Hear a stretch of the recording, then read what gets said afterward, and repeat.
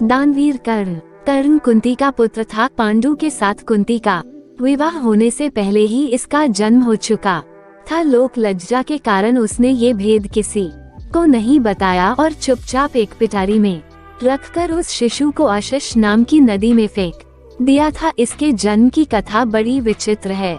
राजा कुंतीभोज ने कुंती को पाल पोस कर बड़ा किया था। राजा के यहाँ एक बार महर्षि दुर्वासा आए। कुंती से उनका बड़ा सत्कार किया और जब तक वे ठहरे उन्हीं की सेवा शुश्रूषा में रही।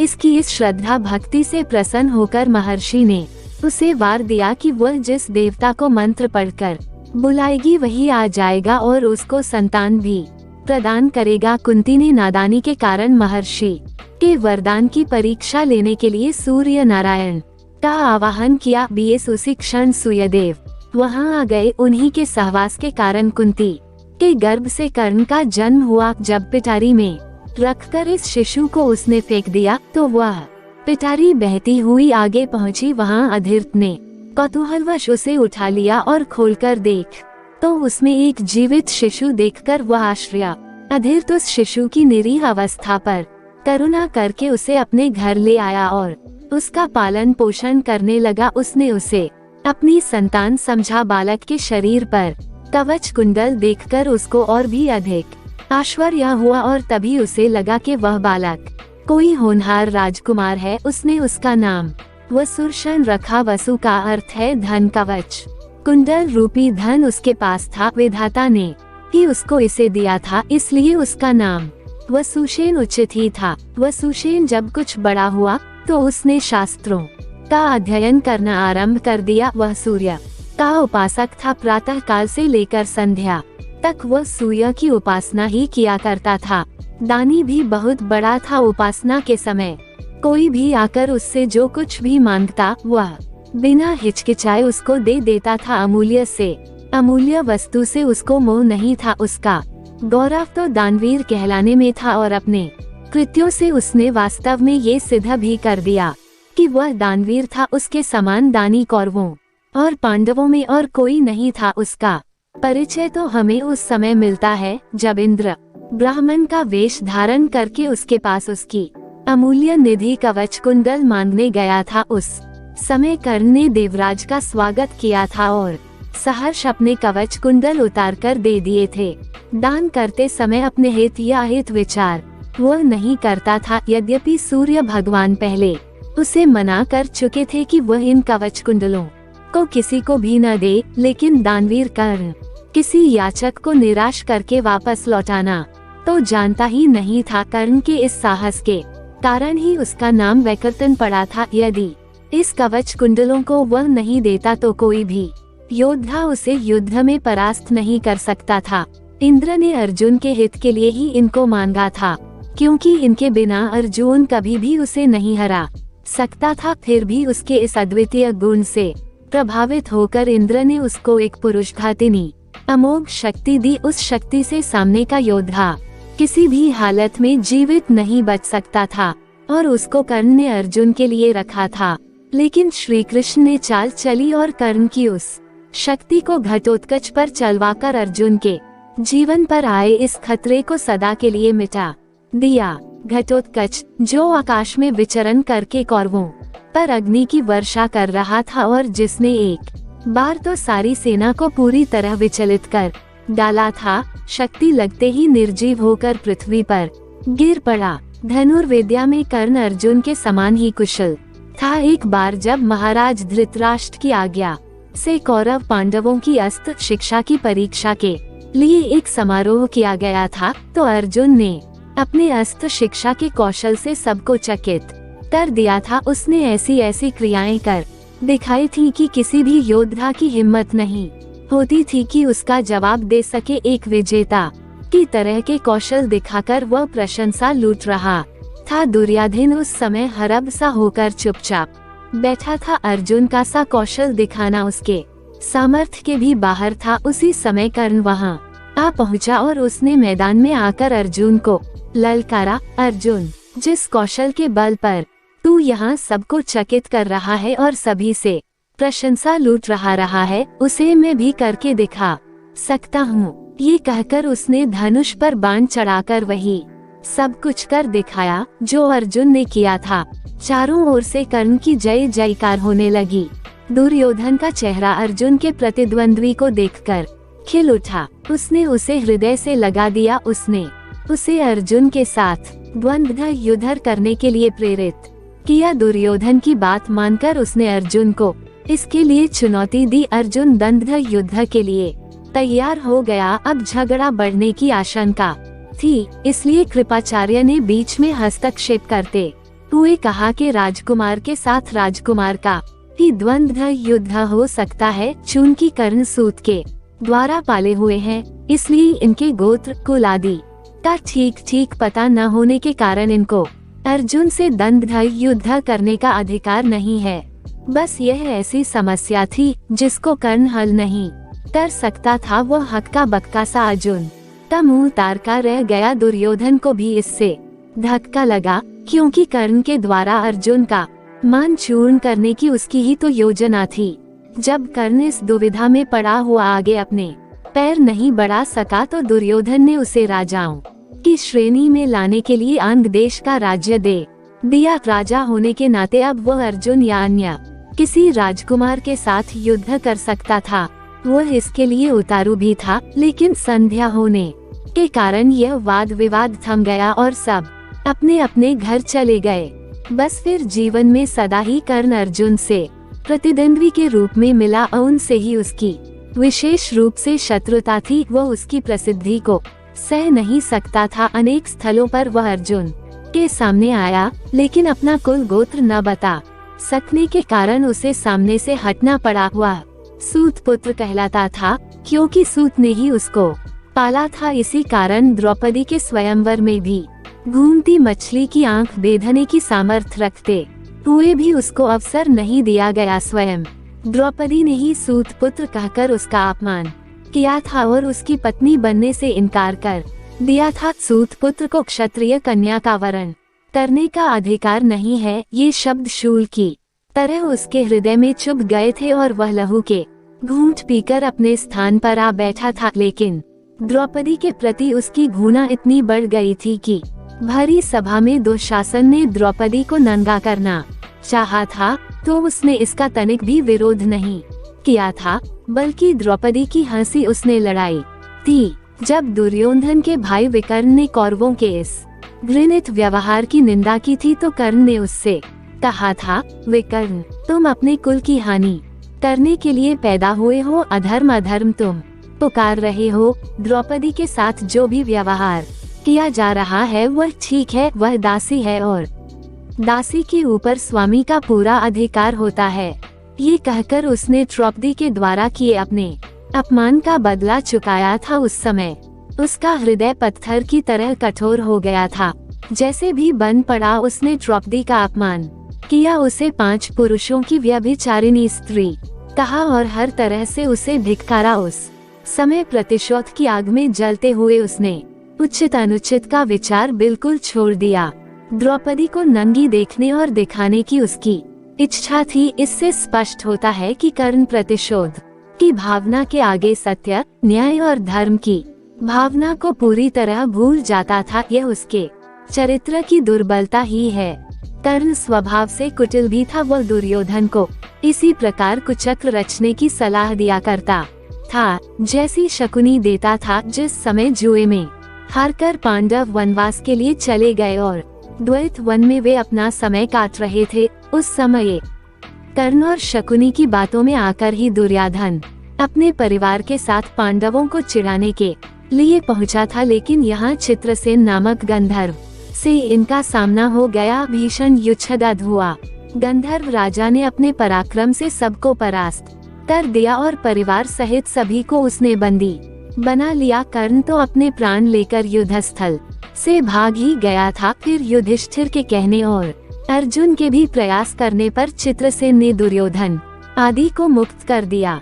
कर्ण अहंकारी भी बहुत था। उसे अपने पराक्रम पर बड़ा घमंड था और बार बार दुर्योधन को प्रसन्न करने के लिए वो कहा करता था कि वह एक क्षण में ही अर्जुन को मार गिराएगा। इसके लिए भगवान परशुराम द्वारा सिखाए हुए अपने साथ अस्त्र कौशल की दुहाई देता था, यहाँ तक कि भीष्म पितामह, गुरु द्रोणाचार्य आदि के सामने भी वह अपनी शेखी बघारने से बाज नहीं आता। एक दिन पितामह से न रहा गया, उन्होंने इसे फटकारते हुए कहा, दुर्भिमानी कर्ण, व्यर्थ की बात क्यों किया करता है। खांडव दाह के समय श्री कृष्ण और अर्जुन ने जो वीरता प्रकट की थी, उसको याद करके तुझे लज्जित होना चाहिए। क्या तू श्री कृष्ण को साधारण व्यक्ति समझता है? वे अपने चक्र से तेरी उस अमोघ शक्ति को खंड खंड कर देंगे। व्यर्थ दंभ करना एक सच्चे वीर का गुण नहीं है। पितामह की यह बात सुनकर कर्ण क्रुद्ध हो उठा और उसने झल्लाकर अपने शस्त्र फेंक दिए और कहा, पितामह ने सभी के सामने मुझे लज्जित किया है, अब तो इनकी मृत्यु हो जाने पर ही मैं अपना पराक्रम दिखाऊंगा। इसी दुराग्रह के कारण जब तक भीष्म पितामह जीवित रहकर युद्ध करते रहे, कर्ण ने युद्ध में हाथ नहीं बटाया। जब उसने सुन लिया कि वे धराशायी हो चुके हैं, उस क्षण प्रसन्न होकर वह दुर्योधन के पक्ष में आकर शत्रु से युद्ध करने लगा। गुरु द्रोण के पश्चात कौरव सेना का तीसरा सेनापति वही था। इस वृतांत से यही स्पष्ट होता है कि वह अत्यधिक क्रोधी स्वभाव का था। सदा अहंकार में उसकी बुद्धि डूबी रहती थी और इस कारण बुद्धिमानों की बातें भी बुरी लगती थीं। इसके विपरीत अर्जुन धीर बुद्धि और विनयशील। इस सब के होते हुए भी कर्ण अपनी बात का धनी था। जो कुछ भी वचन वह दे देता था, उससे हटना तो वह जानता ही नहीं था। श्री कृष्ण ने उसे ये बता दिया था कि वह कुंती का ज्येष्ठ पुत्र है और साथ में उन्होंने उससे पांडवों की ओर मिल जाने का आग्रह भी किया था। लेकिन सब कुछ सुनकर भी उसने दुर्योधन के साथ विश्वासघात करना उचित नहीं समझा। श्री कृष्ण ने कहा था, कर्ण, भाइयों के विरुद्ध लड़कर उनको मारने की कामना करना पाप है, इसलिए तुम कौरवों का साथ छोड़कर पांडवों का पक्ष ले लो। युधिष्ठिर तुम्हें अपना अग्रज मानकर अपना जीता हुआ साम्राज्य तुम ही दे। कृष्ण की यह प्रलोभन भरी बातें सुनकर भी कर्ण अपने वचन पर दृढ़ रहा और कहने लगा, श्री कृष्ण, दुर्योधन के साथ विश्वासघात करना सबसे बड़ा पाप है। यदि मैं उसकी मित्रता को तोड़कर पांडवों की ओर मिल जाऊंगा तो सब यही कहेंगे कि कर्ण अर्जुन से डरकर उनकी ओर मिल गया है। फिर मैं ऐसा क्या करूं? मेरी माँ ने तो मुझे मारने का सारा प्रबंध कर दिया था। सूत ने ही मुझे उठाया और पाला, इसलिए वे ही मेरे पिता तुल्य हैं। सूतों के साथ मैं कई यज्ञ भी कर चुका हूँ और मेरा विवाह संबंध भी सूतों के परिवार में ही हुआ है। फिर मेरा पांडवों से क्या संबंध रहा? धृतराष्ट्र के घराने में ही दुर्योधन के आश्रित मैं रहा हूँ और 13 वर्ष तक मैंने उन्हीं का दिया हुआ राज्य किया है। फिर कैसे उनके साथ विश्वासघात कर दूं?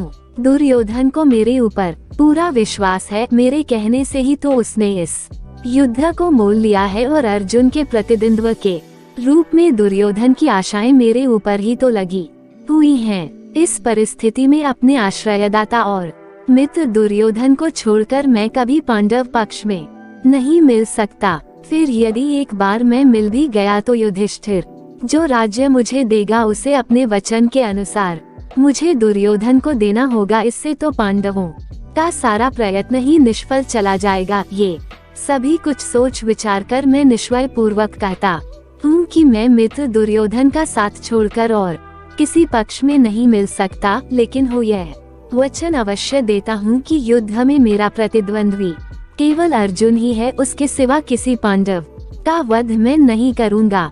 कर्ण का ये कथन उसके चरित्र की महानता पर प्रकाश डालता है। बात का कितना पक्का था। वह दानवीर दुर्योधन चाहे अधर्मी था, लेकिन उसका तो आश्रयदाता था। फिर वह उसके साथ छल कपट कैसे कर सकता था? अंत तक उसने दुर्योधन का साथ दिया और अपने आप को एक सच्चा मित्र प्रमाणित कर दिया।